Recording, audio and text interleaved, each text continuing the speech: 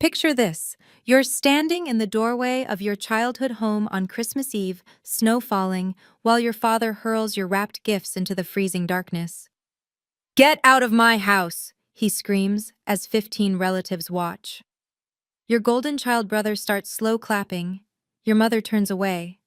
The neighbors are staring through their windows. What would you do in that moment?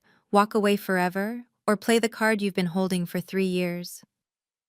My name is Olivia Campbell. I'm 32 years old, and this is the story of how the worst Christmas Eve of my life became the most expensive lesson my family ever learned, about property law, hidden ownership, and what happens when you mistake the landlord for a beggar.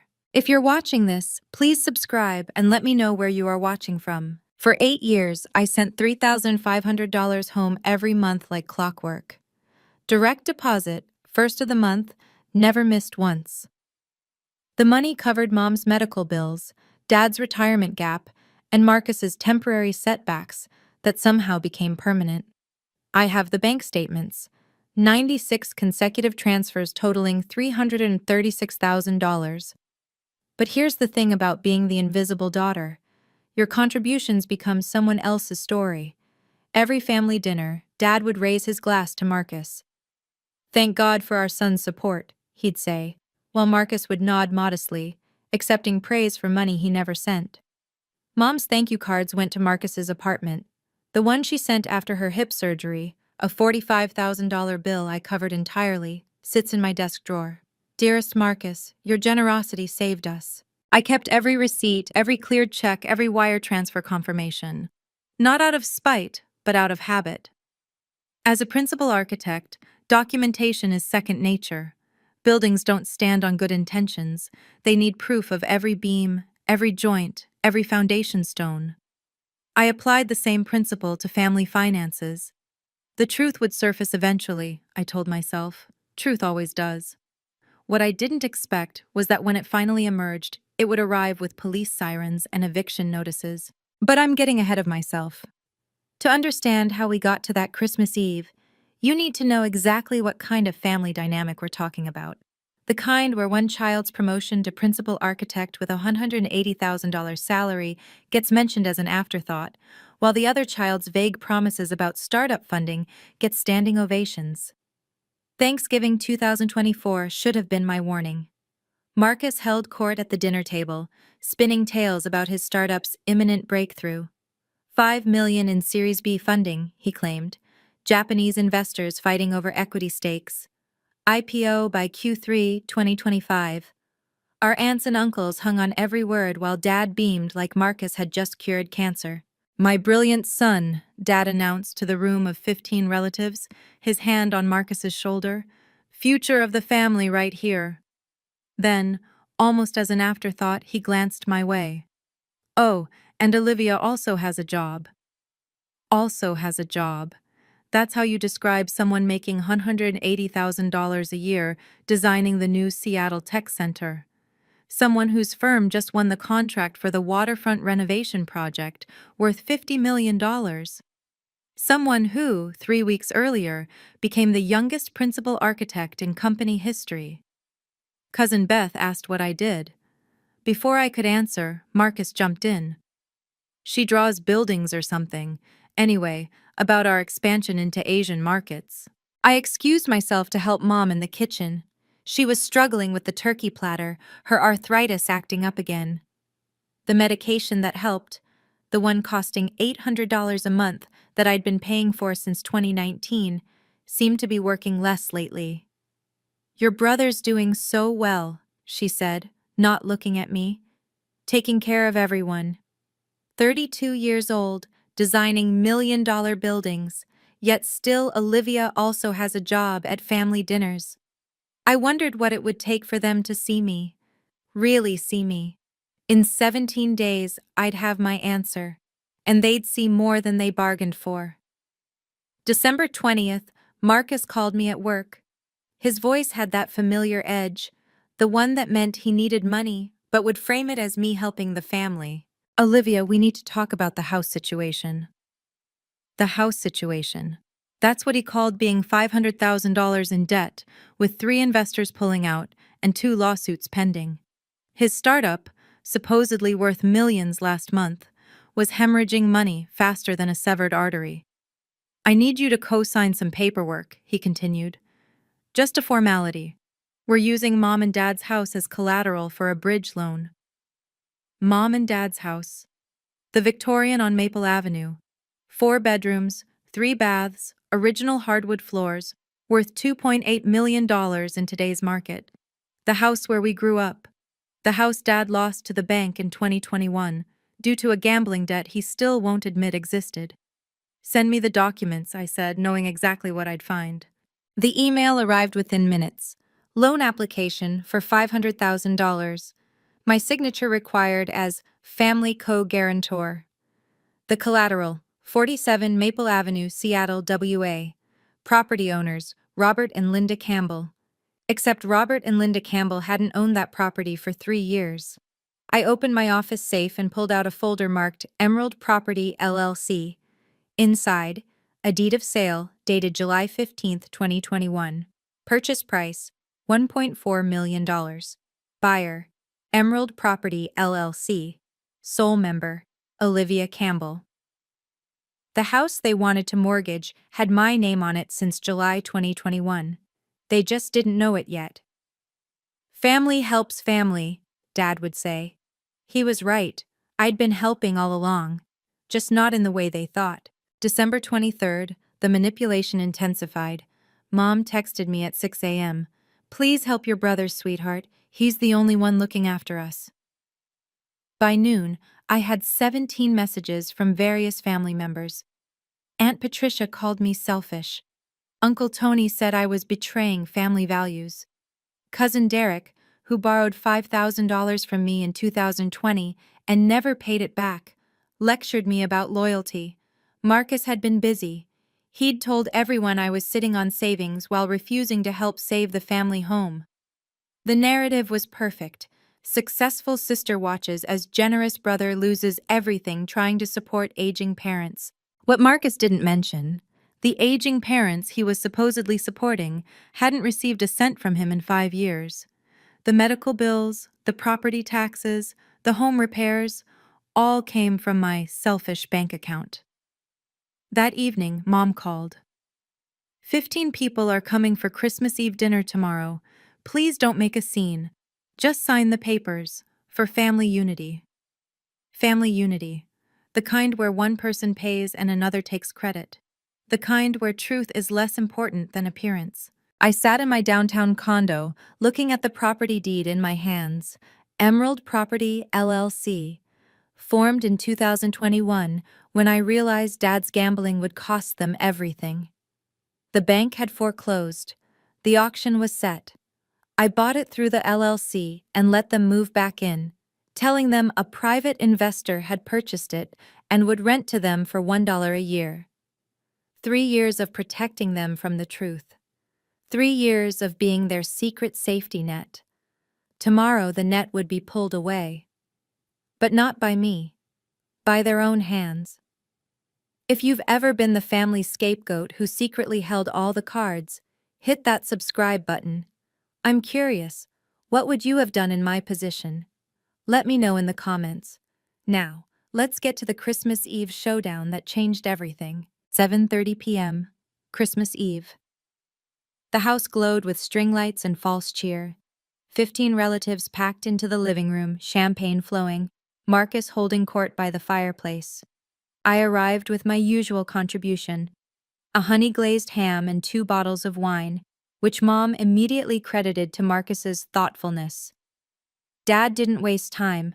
The moment I set down my coat, he produced the loan documents. "Olivia, we need this signed tonight," his voice carried across the room, intentionally loud. "Before the banks close for the holiday." Every conversation stopped. 15 pairs of eyes turned to me. "What documents?" Aunt Patricia asked. "Just family business," Marcus said smoothly. "Olivia's helping with some paperwork." I picked up the papers, scanning them slowly. "This requires me to guarantee $500,000. "It's just a formality," Dad insisted. "The house is collateral." "I can't sign what I don't own," I said quietly. The room went silent. Dad's face flushed red. You don't own? This is our family home. Marcus stepped forward. Stop being difficult, Olivia. Sign the papers. I can't use your house as collateral, Dad. My house? His voice rose. This is my house. You're just a guest here. An ungrateful guest who won't help her family. I pulled out my phone, activating the video recording. Say that again, Dad, for clarity. He obliged, louder this time. This is my house, and if you won't help this family, you can get out. The record button glowed red, every word captured, every witness visible in frame. The pile-on began immediately. Marcus, sensing blood in the water, went for maximum damage. She makes $180,000 a year and won't help, he announced to the room. Meanwhile, I've been supporting Mom and Dad for years. How selfish, Olivia, Aunt Patricia chimed in, after everything your parents did for you. You're a disappointment, Dad said, his voice cold. 28 years of private schools, college tuition, and this is how you repay us? Uncle Tony shook his head. Marcus would never act this way. Marcus is a real son, someone whispered. 15 people staring, judging, waiting for me to break, to sign, to surrender like I always did. Mom stood in the corner, silent, avoiding eye contact. I kept recording. My phone captured everything. The sneers, the accusations, Marcus's smug smile as he basked in their approval. 3 years of paying their bills in secret, and this was my thanks. The ungrateful daughter, the selfish sister, the family disappointment. Well, Dad demanded, are you going to sign or not? Not, I said simply. Marcus laughed. Of course not. Olivia only cares about herself. That's rich, I said, still recording. Coming from someone who hasn't contributed a cent to this household since 2019. Liar, Marcus shouted. I pay for everything. Everything? I kept my voice level. Name one bill you've paid. Just one. He faltered. Mom knows what I contribute. Mom looked away. I was recording everything. Every single word. The video would matter later. Not for revenge, but for evidence. For the police report I'd be filing in exactly 93 minutes. Dad moved first. He grabbed the presents I'd brought, carefully wrapped gifts for each family member, and hurled them through the open door into the snow. Get out of my house, he roared. Get out before I call the cops. Marcus started slow clapping. Finally, Dad finally grew a spine. The relatives joined in, 15 people applauding my humiliation. Mom turned toward the kitchen, unable to watch but unwilling to intervene. I stood up slowly, pocketing my phone. The recording was saved to the cloud, 47 minutes of pure evidence. I picked up my coat with deliberate calm. Gladly, I said, looking Dad straight in the eye. Absolutely gladly. Don't come back, Marcus called out. Ever. Oh, I'll be back, I said, pulling on my gloves. Just not in the way you think. Walking to the door, I passed the family photos on the mantel. Marcus's graduation, Marcus's awards, Marcus's everything. Not a single photo of me, despite graduating summa cum laude, despite the architecture awards, despite everything I'd achieved. I stepped into the cold Seattle night. Snow fell on my shoulders as I walked to my car, my gifts scattered across the lawn like broken promises. Behind me, laughter erupted from the house. They were celebrating. I pulled out my phone and made 2 calls. First, to Jennifer, my attorney. Jennifer? Yes, it's time. Execute the eviction notice. On Christmas Eve? She asked. That's cold, Olivia. They just threw me out, on camera, with 15 witnesses. Perfect. 4th violation. I'll call the police now. The second call was simpler. 911? I need to report trespassers at 47 Maple Avenue. I'm the property owner and they're refusing to leave. Let me take you back to 2021. Dad had been gambling for years, but that summer, it spiraled. Poker games became poker debts. Debts became liens. By July, the bank foreclosed on 47 Maple Avenue. I found out through a routine credit check. My parents' home was scheduled for auction in 2 weeks. $400,000 in gambling debts, all hidden from Mom, all destroying their future. I could have confronted him, could have staged an intervention. Instead, I did what I do best.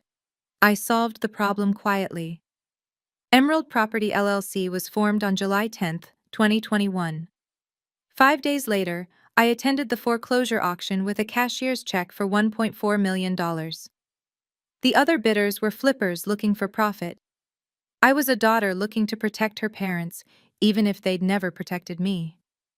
The deed was transferred to Emerald Property LLC on July 20th.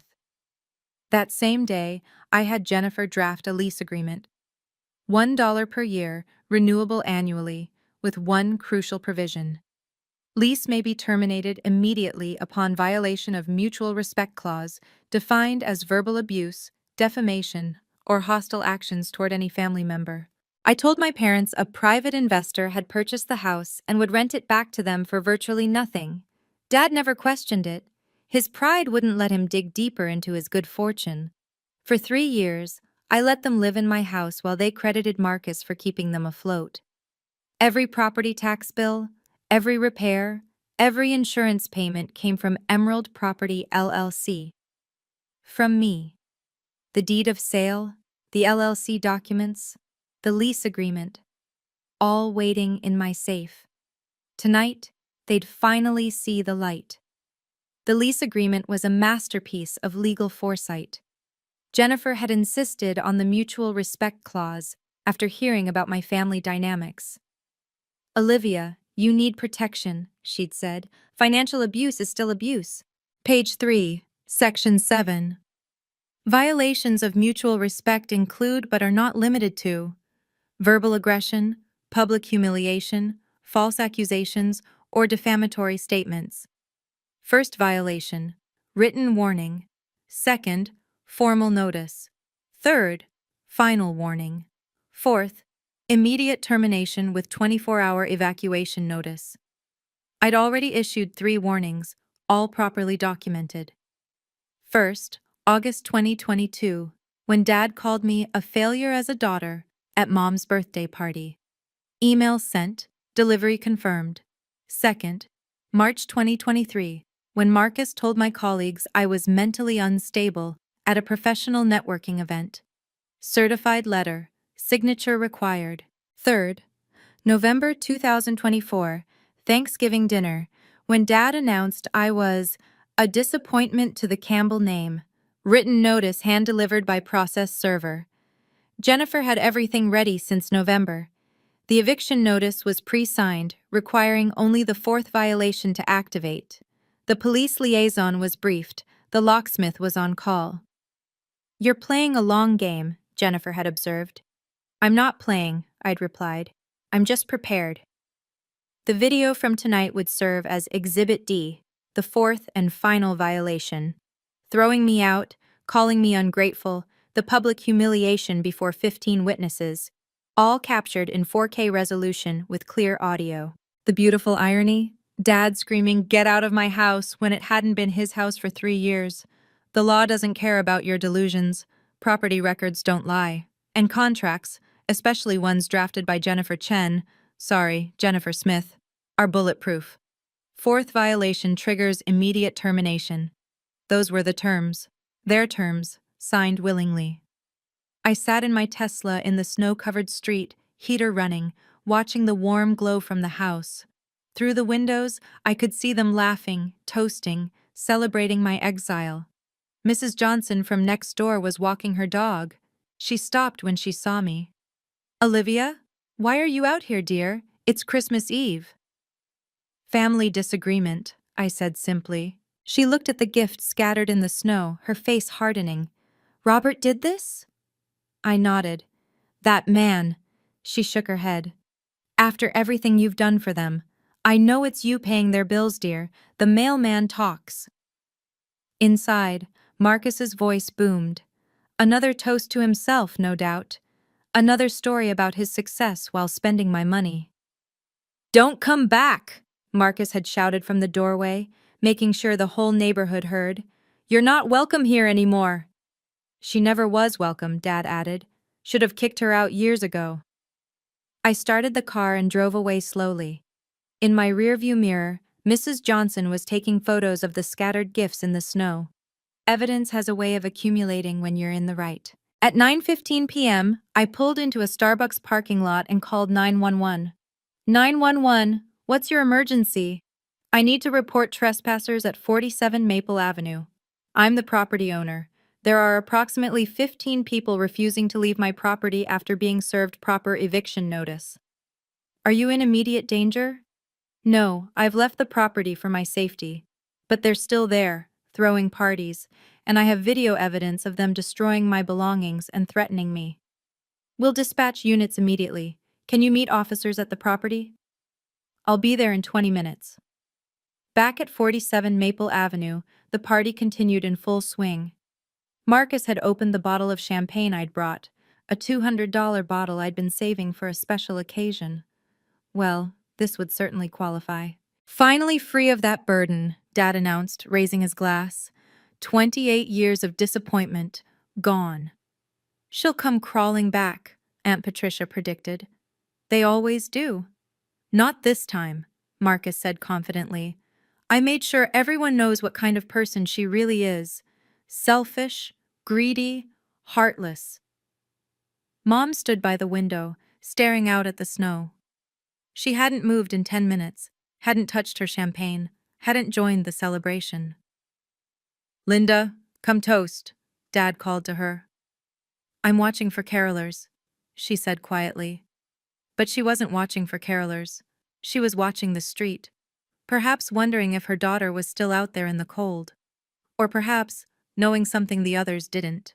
You know what the best part is? Marcus laughed. She actually thought she was important, like we needed her. We never needed her, Dad agreed. I built this family, I bought this house, I provided everything. The lies came so easily to them. 3 years of living in my house, and they'd rewritten history completely. Dad the provider, Marcus the supporter, Olivia the ungrateful leech. They were celebrating.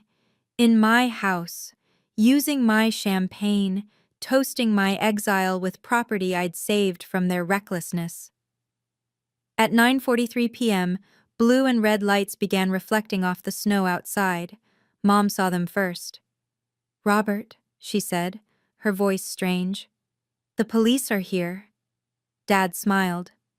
Good. They must have found her. Probably arrested her for harassment. The doorbell rang at 9:47 p.m. exactly. Dad strode to the door with the confidence of a man about to watch his enemy fall. He yanked it open with a satisfied smile. Officers, thank God you're here. My daughter has been harassing us and… Mr. Campbell? The lead officer, Detective Sarah Monroe according to her badge, interrupted him. Mr. Robert Campbell? Yes, that's me. Did you arrest her already? Sir, we're here about the illegal occupancy of this property. Dad's smile faltered. Illegal what? We have an eviction notice for this address. The property owner has reported trespassers. There must be a mistake. Dad laughed nervously. I own this house. I've owned it for 30 years. Detective Monroe checked her tablet. According to county records, this property is owned by Emerald Property LLC. Has been since July 2021. The color drained from Dad's face. Behind him, the party had gone silent. 15 people straining to hear. That's impossible. Check again. Sir, we've verified the records. The owner, Ms. Olivia Campbell, has provided documentation of lease violations and has requested immediate enforcement of the eviction notice. Olivia? Marcus pushed past Dad. This is fraud. She's lying. Detective Monroe looked unmoved. Sir, I need everyone to step outside while we verify documents. We're not going anywhere, Dad shouted. This is my house. Sir, Detective Monroe's voice carried authority. You can step outside voluntarily or we can escalate the situation. Your choice. Mom appeared in the doorway, her face pale but unsurprised. Robert, just do what they say. Linda, they're saying Olivia owns our house. Mom looked him straight in the eye. I know. The silence that followed was deafening. The look on his face when he realized, priceless. If you think toxic families never face consequences, you need to see what happens next. Drop a comment about your own family boundary victories. And remember to like this video if you believe in karma. Now for the moment, everything flipped. Detective Monroe held up her tablet, displaying the official county record. Emerald Property LLC, purchased July 15, 2021, for $1.4 million. Sole member, Olivia Campbell. She handed Dad a folder. Inside, the deed of sale, the LLC registration, the lease agreement with his signature, and tonight's eviction notice. This is the legal owner, Monroe stated, showing them a printout of my driver's license. The 15 party guests had crowded behind Dad, phones out, recording everything. The Campbell family Christmas meltdown was going viral in real time. But the foreclosure, Dad stammered. Yes, the property was foreclosed by First National Bank on July 8, 2021, due to unpaid debts totaling $400,000. Gambling debts, according to the court records. Ms. Campbell purchased it at auction a week later. She knew? Marcus's voice cracked. She knew we lost the house? She bought the house, Detective Monroe corrected. And according to this lease agreement, she's been letting you live here for $1 a year. Aunt Patricia gasped. $1? The same lease you violated tonight, Monroe continued, pulling up the video I'd sent. Throwing her belongings outside, verbal abuse, threatening behavior. It's all here, time-stamped 8:47 p.m. The phone videos multiplied. Every cousin, every aunt, every family friend was recording.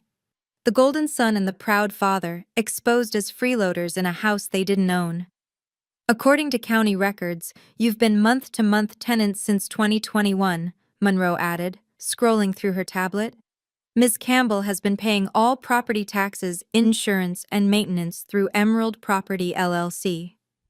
Dad's legs seemed to give out. He grabbed the doorframe for support. 3 years, he whispered. 3 years in her house. This is fraud. Dad's denial came roaring back. She stole our house. She manipulated us. Detective Monroe remained unmoved.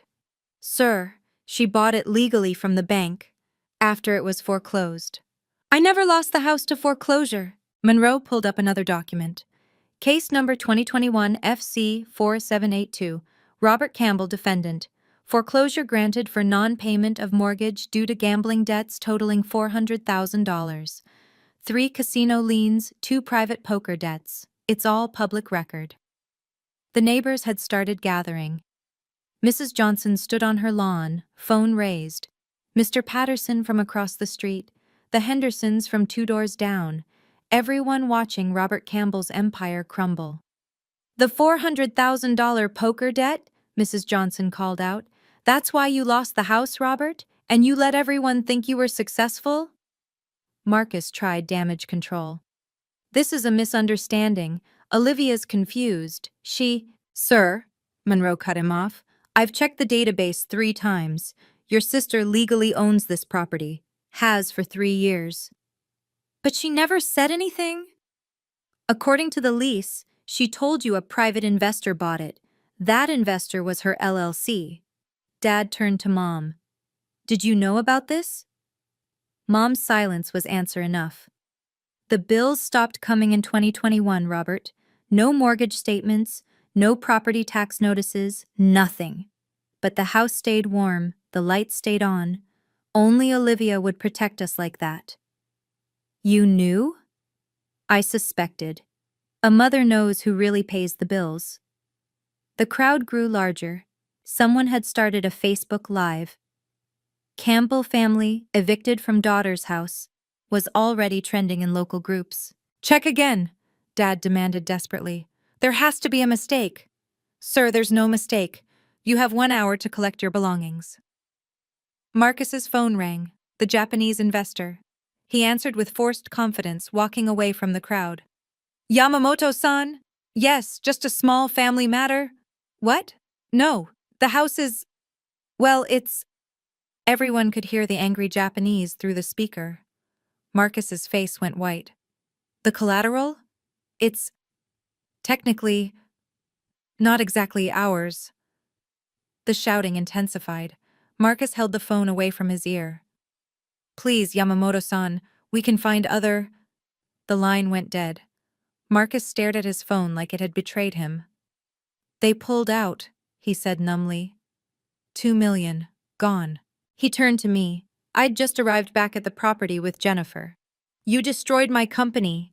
No, Marcus, I said calmly. You destroyed your company by lying about assets you didn't own. I just own the house you've been living in rent-free for 3 years. Rent-free? Uncle Tony exclaimed. But Marcus said he was paying… $1 a year, Jennifer interjected, holding up the lease. That's what Ms. Campbell has been charging them, while paying $8,500 a month in property taxes, insurance, and maintenance. The math was sinking in. 3 years, $8,500 a month, over $300,000 in carrying costs while they paid $3. She could have charged market rent, Jennifer continued. This house would fetch $8,500 monthly easily. Instead, she protected them until tonight. Marcus's phone buzzed with notifications. Email after email. The other investors. They're all pulling out. The news is everywhere. Someone showed their phone. The video had hit Reddit. Golden child discovers sister owns his house. 50,000 upvotes in an hour. Yamamoto-san terminated our partnership effective immediately, Marcus said, his voice hollow. My reputation. Everything. Gone.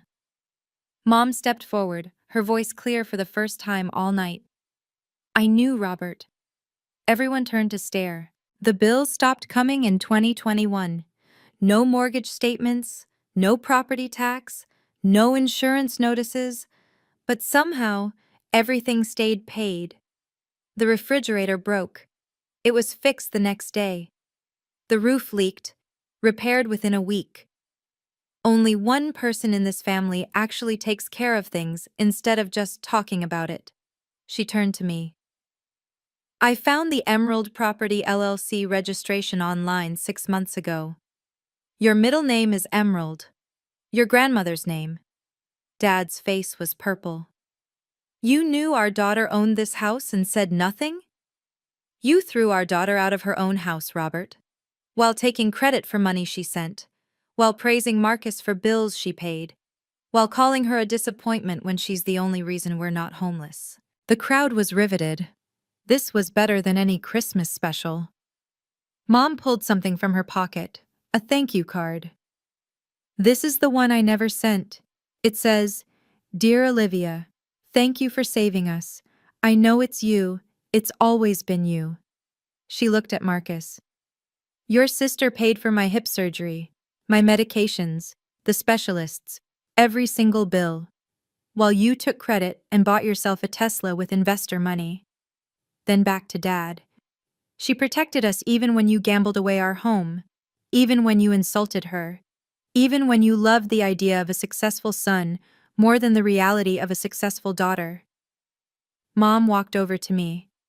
I'm sorry, Olivia, for staying silent, for letting them hurt you, for being too weak to stand up for the only child who actually stood up for us. You have 1 hour to pack essentials, Detective Monroe announced. Personal items only. Furniture stays. It belongs to the property owner. The furniture is ours, Dad protested. Jennifer pulled out receipts. Actually, all furniture was purchased by Emerald Property LLC in 2021 after the foreclosure. Ms. Campbell furnished the entire house. You've been using her furniture, her appliances, everything. The crowd had grown to 30 people. Someone had started an Instagram Live. Millionaire architect evicts toxic family, was the caption. Views climbed. 10K, 50K, 100K. Mrs. Johnson called out, Robert, is this why you've been acting so high and mighty, living in your daughter's house while calling her a failure? The family members who'd been celebrating my exile were now edging toward their cars.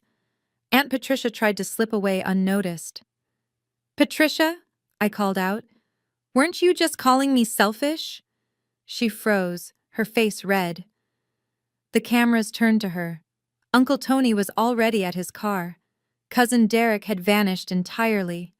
The 15 witnesses to my humiliation were fleeing the scene of their own embarrassment. "Officers," Jennifer said, "will need to ensure nothing is removed that belongs to the property. I have an inventory." Detective Monroe nodded. "We'll supervise the packing." Dad stood in his doorway, my doorway, looking broken. 3 years of living in his daughter's charity while boasting about his success. 3 years of praising his son for money his daughter sent. 3 years of delusion shattered in 15 minutes.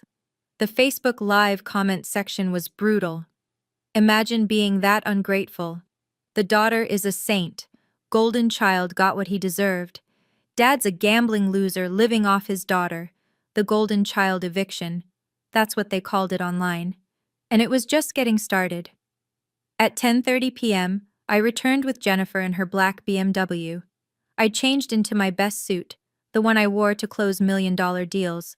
Professional, powerful, everything they said I wasn't. Jennifer carried a leather briefcase. Inside, a new lease agreement. "Mr. and Mrs. Campbell," Jennifer announced formally, "my client is prepared to offer you a rental agreement." Dad's hope flickered. "She's letting us stay?" "At market rate, $8,500 per month. First, last, and security deposit due upon signing. Total, $25,500. $25,000? Marcus gasped. "That's the market rate for a 4-bedroom Victorian in this neighborhood," Jennifer stated. "I have 3 comparable listings here." I stood silent, letting Jennifer work. No emotion on my face. This wasn't personal anymore. This was business. "The lease includes strict provisions," Jennifer continued. "Clause 7. Any disrespect, verbal abuse, or defamation toward the landlord results in immediate eviction. No warnings, no second chances." "You can't be serious," Dad said weakly. Additionally, Jennifer pulled out another document. "There's a behavioral addendum. No disparaging the landlord to family, friends, or on social media. No claiming ownership of the property. No crediting anyone else for payments made by the landlord." "This is humiliation," Marcus protested. "This is business," I finally spoke. "You can sign and stay, or don't sign and leave. You have 5 minutes to decide." The crowd watched in fascination. The tables hadn't just turned. They'd been flipped, burned, and rebuilt with me at the head. "Your signature, Mr. Campbell." Jennifer held out a pen. "As a tenant, not an owner." Dad's hand shook as he took the pen. 3 years of pride, evaporating with one signature. "But it was sign or be homeless," he signed. Marcus broke down completely. The golden child who'd been applauded 2 hours ago was now sobbing in front of 50 neighbors and thousands online. "This is destroying me," he wept. "My company, my reputation, everything." "Your company built on lies," I said evenly. "Your reputation built on my money. Your everything built on nothing." Dad signed page after page, each signature smaller than the last. The man who'd thrown my gifts into the snow was now begging for shelter from the daughter he'd discarded. Mom signed without hesitation. "Thank you, Olivia," she said quietly. "Don't thank me," I replied. "Just pay on time." The crowd had opinions. Mrs. Johnson approached me. "Olivia, you did right. They needed this lesson." Mr. Patterson nodded. "About time someone stood up to Robert's bullying." The cousins who'd celebrated my exile were gone. The aunts who'd called me selfish had vanished. Only the neighbors remained, and they were Team Olivia. "One more thing," Jennifer announced. "The security system will be upgraded tomorrow. Cameras in all common areas, for everyone's protection." "Cameras? In our home?" Dad protested. "In Ms. Campbell's home," Jennifer corrected, "which you're renting." The Instagram Live had hit 200K views. Comments poured in. "She's my hero." The patience of a saint. This is how you handle toxic family. Boundaries. Marcus tried one last manipulation. Olivia, we're family. Doesn't that mean anything? It meant everything, I said. That's why I protected you for 3 years. But family isn't a license to abuse. Your signature, Marcus, unless you have somewhere else to go. He signed, tears smudging the ink. At 11:47 p.m. on Christmas Eve, the Campbell family became official tenants in their daughter's house. By December 26th, the video had 2 million views across platforms. The Christmas Eve eviction became Seattle's most watched family drama. News outlets picked it up. Seattle Times ran the headline, "Daughter's Christmas Revenge Exposes Family Fraud." Marcus lost more than the Japanese deal. 3 days later, his startup's board voted him out. Credibility issues, they cited.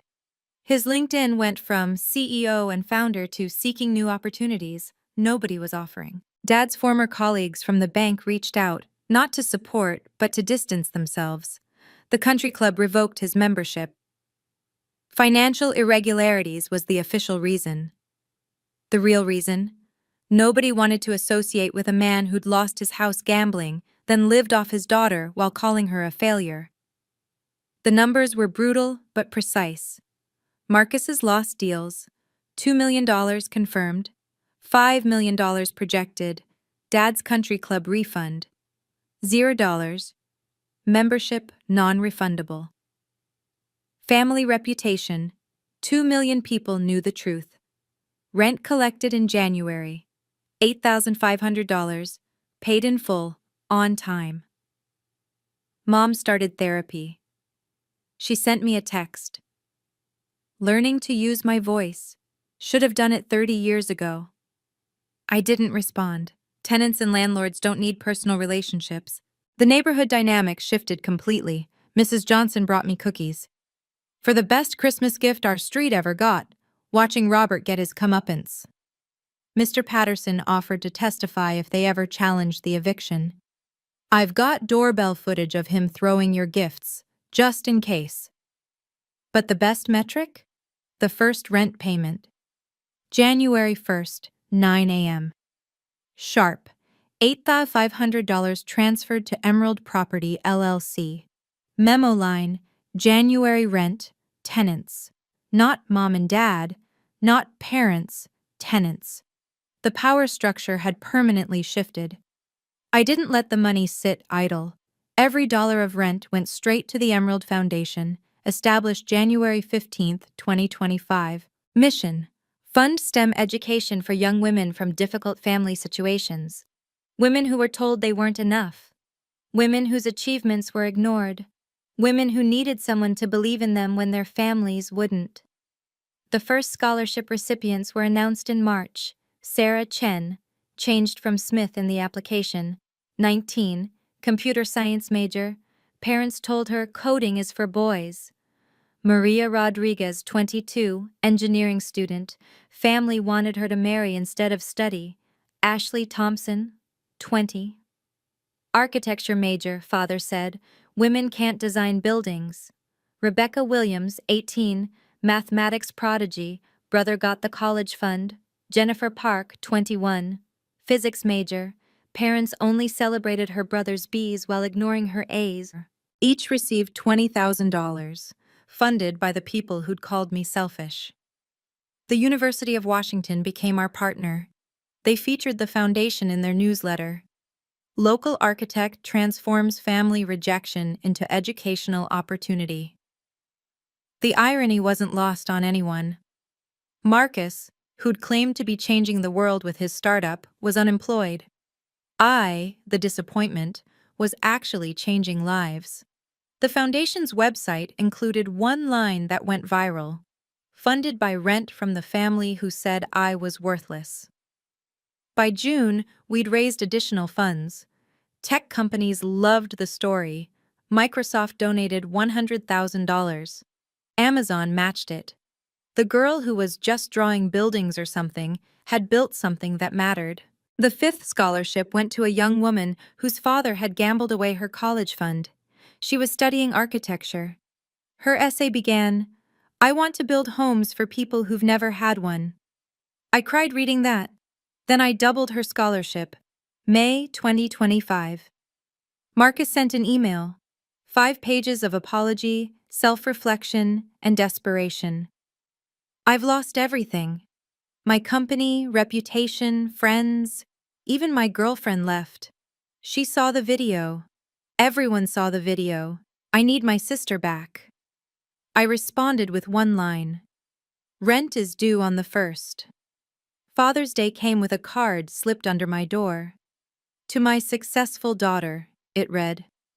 I was wrong. Can we start over? I returned it with a note.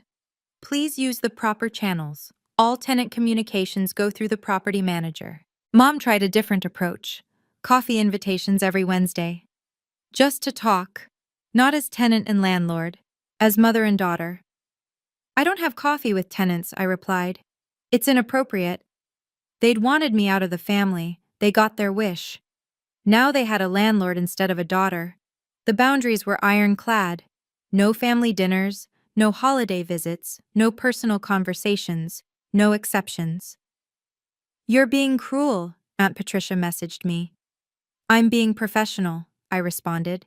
They wanted me gone. I'm gone. The family tried group intervention. 15 relatives signed a letter asking me to forgive and forget. Jennifer responded on my behalf. Ms. Campbell maintains professional relationships with all tenants. Personal matters are not applicable to this business arrangement. Marcus got a job eventually. Starbucks, barista. The golden child who was going to revolutionize marketing was making lattes for $15 an hour. His LinkedIn still hurt to look at, from 500 plus connections to 47. Dad started working too, Walmart greeter.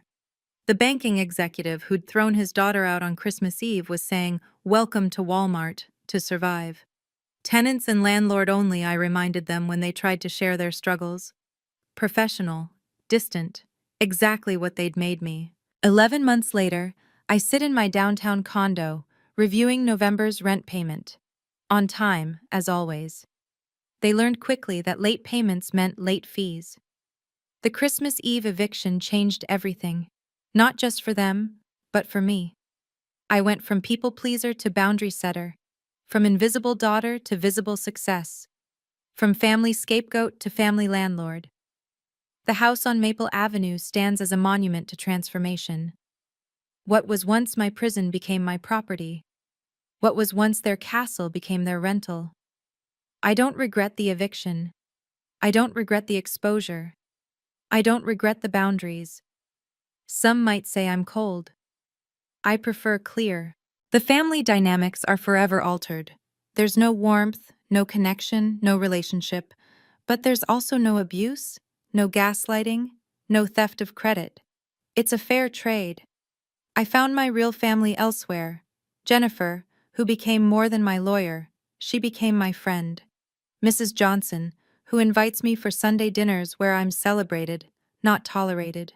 My colleagues, who knew my worth before my family ever did. The scholarship recipients who send updates about their grades, their dreams, their determination to never be invisible again. Blood makes you related.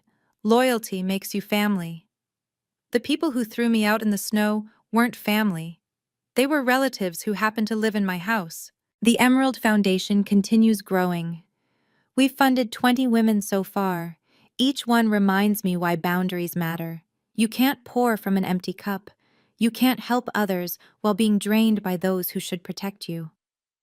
This Christmas Eve, 1 year later, I'll host dinner for the scholarship recipients. Women who were told they weren't enough, celebrating with someone who proved that being enough was never the question. The question was whether the people judging you were worth impressing. They weren't. So here's my advice. Learn through 3 years of secret ownership and 1 night of public revelation. Document everything. Every payment, every insult, every contribution ignored. Not for revenge, but for protection. My bank statements from 8 years saved me. The video from Christmas Eve validated me. The property deed empowered me. Your worth isn't determined by family approval. I made $180,000 a year, designed buildings that will stand for centuries, and still wasn't enough for them. You know what? Their opinion became irrelevant the moment I realized I was the one keeping them afloat. Sometimes the best gift is distance. They wanted me gone. I gave them exactly that. Now they have a professional landlord instead of a daughter they could abuse. Everyone got what they asked for. Set boundaries like your life depends on it, because it does. The mutual respect clause wasn't cruel, it was necessary. Respect isn't optional. It's the minimum requirement for any relationship, blood or otherwise. Don't hide your success to make others comfortable. I hid my house ownership for 3 years to protect their pride. It only enabled their delusions. Truth has a way of surfacing, and it's better to control that revelation than let it explode. Current status: I made partner at my firm. $250,000 salary, designing the new Seattle waterfront project. The Emerald Foundation has $500,000 in funding committed for next year. And every month, I collect rent from people who said I was nothing. The house was never about revenge, it was about finally choosing myself. About stopping the cycle of giving to people who only knew how to take. About proving that the family disappointment was actually the family foundation. They wanted me out of their house. Turns out, they were never in theirs. Sometimes the best Christmas gift you can give yourself is freedom.